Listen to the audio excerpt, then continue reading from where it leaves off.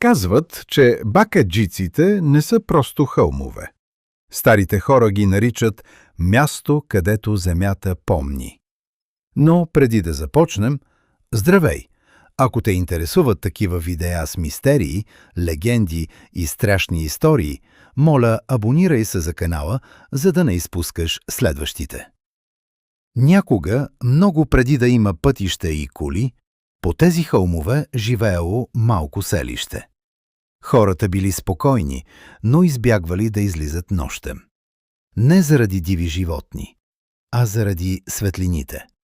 Появявали се без звук, малки, трепкащи кълба, които се движели между дърветата. Старците казвали, че това са души, които не са намерили покой. Младите не вярвали, докато един от тях не решил да ги последва.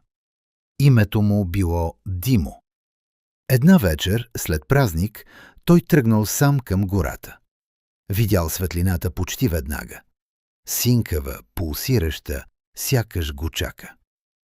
Само ще видя какво е, казал си. Светлината тръгнала. Бавно. Все едно го води. Димо я следвал дълго. Дърветата ставали все по-гъсти, а тишината по-дълбока. Накрая стигнал до малка поляна, която никой от селото не познавал. В центъра й имало камък. Стар, покрит с изсъхнал мъх. Светлината се спряла над него и угаснала. Тогава Димо чул глас. Не силен, не страшен, просто твърде близък. Закъсня. Обърнал се. Нямало никого. Но когато пак погледнал към камъка, нещо седяло върху него. Фигура. Човешка почти. Лицето й било спокойно, но празно. Като маска без очи. Кой си ти? Прошепнал Димо. Фигурата наклонила глава.